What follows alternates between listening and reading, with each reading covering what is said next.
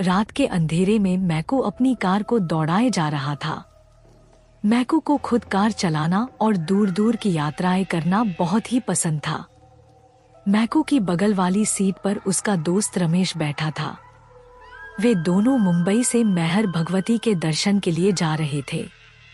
मैकू के माता पिता ने लाख समझाया था कि बेटे इतनी लंबी दूरी तुम लोग ट्रेन से सफर करो, पर मैकू माना नहीं और अपने दोस्त के साथ कार से ही हो लिया। रात के करीब 2 बजे होंगे। कार सड़क पर भागी जा रही थी। रह रहकर इक्के दुक्के ट्रक आदि भी गुजर जाते थे। अचानक कार में कुछ गड़बड़ी मालूम हुई और मैकू ने सड़क किनारे कार रोक दी। मैकू कार से नीचे उतरकर बोनट खोला और जांच पड़ताल करने लगा। उसका दोस्त रमेश कार में ही बैठा रहा था। काफी कुछ इधर उधर करने के बाद मैकू ने रमेश से कार को चालू करने के लिए कहा, पर यह क्या, रमेश तो बार बार चाबियां घुमा रहा था, पर अब कार स्टार्ट होने का नाम ही नहीं ले रही थी। इतनी रात को वे दोनों क्या करें, कुछ समझ में नहीं आ रहा था। अचानक रमेश के दिमाग में एक ख्याल आया और वह सड़क पर खड़े होकर इक्की दुक्की आने जाने वाली गाड़ियों को रोकने के लिए हाथ से इशारा करने लगा, पर कोई गाड़ी रुकने को तैयार नहीं थी। ऐसा भी हो सकता है कि रात का समय और सुनसान इलाका होने के कारण कोई रिस्क लेना न चाहता हो, क्योंकि हाईवे आदि पर रात को लूटपाट आम बात थी। अचानक उन्हें एक कार उनके पास आकर रुकती हुई दिखाई दी। बाबा आदम के समय की कार लग रही थी, या यूं कहीं जैसे किसी राजा महाराजा की कार हो। कार के रुकते ही मैकू भागकर उस कार के पास गया। उस कार में ड्राइवर के अलावा 3 लोग और बैठे थे। इन 3 में से एक महिला और एक किशोरी थी। मैकू ने कार में बैठे लोगों से कहना शुरू किया कि मेरी कार खराब हो गई है। कहीं अगर आसपास में कोई बस्ती हो या गैराज हो तो वहां तक उसे पहुंचा दिया जाए। उसकी बात को सुनते ही उस कार का ड्राइवर नीचे उतरा और अपनी कार की डिग्गी में से एक पतला वायर निकाला। मैकू कुछ समझ पाता तब तक वह ड्राइवर अपनी कार से मैकू की कार को बांध दिया था। कार को बांधने के बाद उस ड्राइवर ने इशारे से मैकू को अपनी स्टीयरिंग सीट पर बैठने का इशारा किया। मैकू के स्टीयरिंग पर बैठते ही रमेश भी मैकू की बगल वाली सीट पर बैठ गया। अब उनकी कार को खींचते हुए वह पुरानी कार एक कच्चे रास्ते से आगे बढ़ने लगी। मैकू और रमेश निश्चिंत लग रहे थे। उन्हें किसी भी प्रकार का डर नहीं लग रहा था, क्योंकि इस पुरानी कार के यात्री समृद्ध घराने से लग रहे थे। लगभग 15 से 20 मिनट के बाद उनकी कार एक पुरानी हवेली के सामने खड़ी थी। मैकू और रमेश अपनी कार से उतर चुके थे। दूसरे कार से उनका ड्राइवर निकला और सुरीली आवाज में बोला कि आप लोग अंदर चलें। अभी मैकेनिक बुलाकर आपके कार को ठीक करा दिया जाएगा और उसके बाद आप लोग अपने रास्ते पर निकल जाइएगा। मैकू और रमेश कुछ कहे बिना उस ड्राइवर के साथ उस पुरानी हवेली में प्रवेश कर गए। हवेली बहुत ही बड़ी थी और बहुत ही पुरानी लग रही थी, और एक बात मैकू और रमेश को चौंकाने वाली थी कि इतने समृद्ध लोगों के रहते हुए यह हवेली इतनी गंदी क्यों लग रही है। जगह जगह झाले लटके हुए थे। अजीब प्रकार की बू भी आ रही थी। मैकू और रमेश कसकर एक दूसरे का हाथ पकड़े उस बूढ़े ड्राइवर के पीछे पीछे हवेली में अंदर ही अंदर बढ़े जा रहे थे। अचानक हाथ में चिराग लिए एक महिला आई जो थोड़ी सी डरावनी लग रही थी। उसने इशारे ही इशारे में उस ड्राइवर से कुछ कहा। वह ड्राइवर मैकू और रमेश को उस महिला के पीछे जाने का इशारा करते हुए खुद ही दूसरी तरफ चला गया। वह महिला उन दोनों को लेकर एक बड़े कमरे में दाखिल हुई। यह कमरा काफी अच्छा था, पर यह चौंकाने वाली बात लग रही थी कि इस पुरानी गंदी हवेली में इतना सुंदर सुसज्जित कमरा कैसे हो सकता है। वह कमरा दुधिया प्रकाश से भरा था, पर यह प्रकाश कहां से आ रहा था कुछ पता नहीं चल पा रहा था।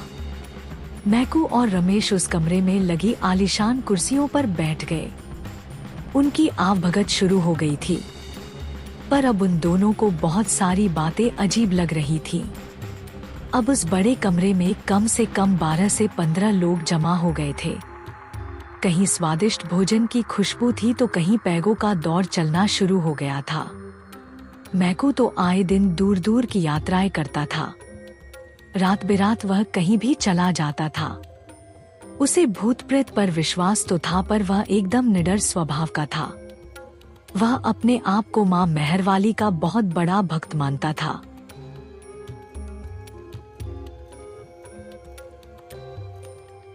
और वर्ष में कम से कम 2 बार मां के दर्शन अवश्य करता था। उसके गले में मां की माला हमेशा लटकी रहती थी और साथ ही उसके शर्ट की ऊपरी जेब में एक छोटा सा दुर्गा चालीसा। उसे जब भी थोड़ा समय मिलता इस चालीसा को निकालकर पढ़ लिया करता था। पर आज निडर मैकू को लगने लगा था कि वह और उसका दोस्त किसी बहुत बड़ी मुसीबत में फंस गए हैं।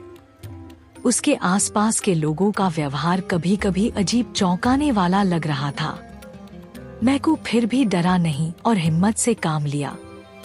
उसने अपने दोस्त को उठने का इशारा किया और पास में लगे एक सोफे पर बैठने का इशारा किया और इशारे में यह भी कहा कि तुम कसकर मेरा हाथ पकड़े रहना और डरना तो बिल्कुल नहीं। अच्छा तो यह बात थी, अब मैकू और रमेश जिस सोफे पर बैठे थे वहां पास में ही एक आलीशान शीशा दर्पण लगा था। मैकू कनखी आंखों से उस शीशे में देख ले रहा था।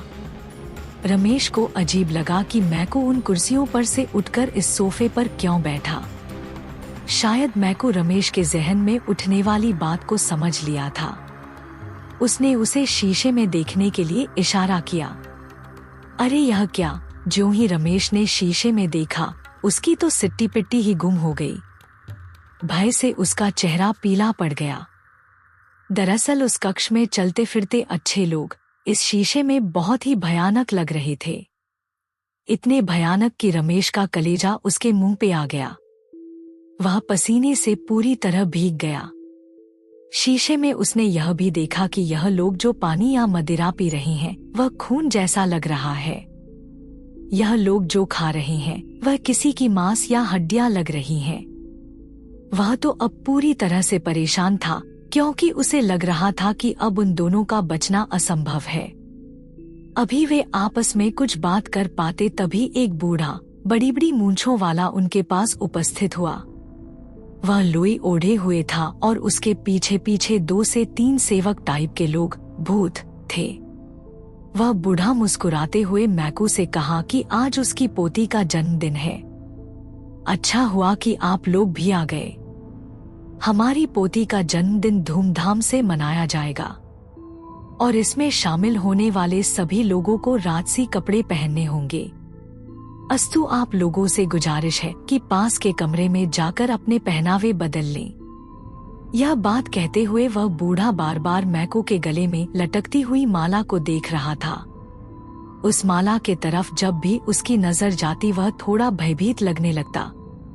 अरे तभी अचानक एक खूबसूरत किशोरी वहां आ गई और उस बूढ़े की ओर देखकर बोली कि दादाजी, इस अवसर पर आप मुझे क्या उपहार देने वाले हैं? वह बूढ़ा हंसा और मैकू तथा रमेश की ओर देखते हुए बोला कि बेटी तुझे मैं ऐसा उपहार दूंगा कि तू खुशी के मारे झूम जाएगी। इतना कहकर बूढ़े ने जोर का अट्टहास किया। ऐसा लगा कि उसकी अट्टहास में पूरी हवेली अट्टहास करने लगी है। अब माहौल और भी डरावना होता जा रहा था। खैर मैकू ने अपना विवेक नहीं खोया और रमेश का हाथ पकड़कर पहनावा बदलने के लिए पास के बताए कमरे में तेजी से चला गया।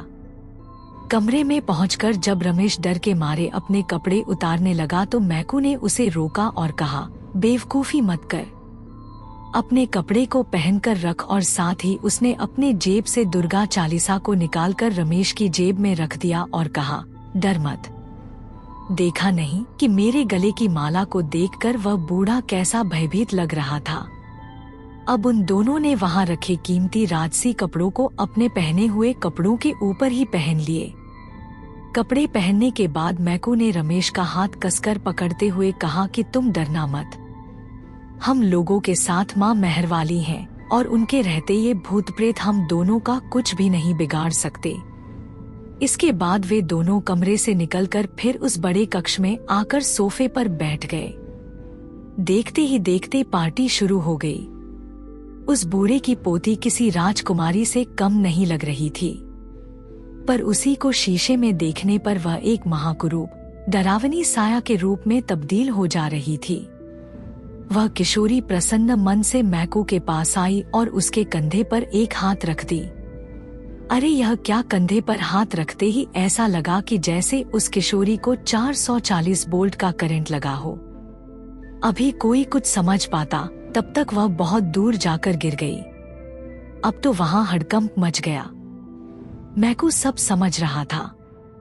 उसे लगा कि यह जरूर उसके गले की माले के कारण हुआ है। उस किशोरी के दूर गिरते ही कई भूत प्रेत उसे उठाने में लग गए, जबकि वह बूढ़ा दौड़कर मैकू के पास आया और थोड़ा तेज आवाज में पर डरते हुए बोला कि मैंने आपसे कहा था न कि आप अपने कपड़े उतारकर हमारे यहाँ के कपड़े पहने, पर आपने नहीं माना। आप अपने गले में जो माला पहने हैं उसे भी उतार कर रख दीजिए, यही हमारे यहाँ की प्रथा है। मैकू ने ना में सिर हिलाते हुए कहा कि वह किसी भी हालत में इस माले को नहीं उतारेगा, और इतना कहते ही वह रमेश का हाथ और कसके पकड़ते हुए खड़ा हो गया। अब तो उस कमरे का हाल पूरी तरह से भयावह हो गया था। जो लोग सीधे साधे लग रहे थे अब वे भयानक हो गए थे।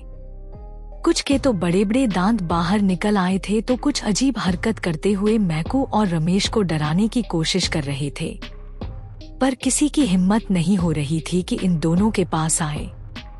मैकू ने रमेश से कहा कि लगभग सुबह होने वाली है और सुबह होते ही यह भूतिया माया दूर हो जाएगी, इसलिए हमें कुछ समय और निडरता के साथ इनका सामना करना है। इसके बाद वे दोनों फिर से वहीं सोफे पर बैठकर आंख बंद करके मां मेहरवाली भगवती को गोहराने लगे। उनके अगल-गल में बहुत सारी आवाजें, चीख पुकार आ रही थी, पर वे इन सबसे बेखबर होकर बस मां का नाम ही लिए जा रहे थे। कुछ समय के बाद अचानक आवाजें आनी बंद हो गईं। मैकू और रमेश ने अब अपनी आंखें खोल दी। अब वहां इन दोनों के अलावा कोई नहीं था। अरे हवेली भी तो नहीं थी, तो क्या ये दोनों सपना देख रहे थे? खैर वे दोनों उठे और वहां से चलने को तैयार हुए। सुबह होने वाली थी और सूरज की आभा उस जंगल में धीरे धीरे फैलना शुरू हो गई थी। अचानक मैकू कार के पास गया और दरवाजा खोलकर बैठ गया। उसने कार को स्टार्ट की तो वह बिना देर किए चालू हो गई। अब उसके बगल में रमेश भी बैठ चुका था। वे जंगल से बाहर निकलकर एक कच्चे रास्ते पर हो लिए। कुछ दूर आगे चलने पर उन्हें एक चाय की टपरी दिखाई दी। मैकू ने वहीं अपनी कार रोक दी और कार से उतरकर उस टपरी में आ गया। टपरी में आते ही दुकानदार थोड़ा डर से मैकू की तरफ देखकर बोला, साहब, आप लोग सुबह सुबह इस जंगल में से कहां से आ रहे हैं? मैकू एक टूटी बेंच पर बैठते हुए अब तक की सारी घटना सुना दी।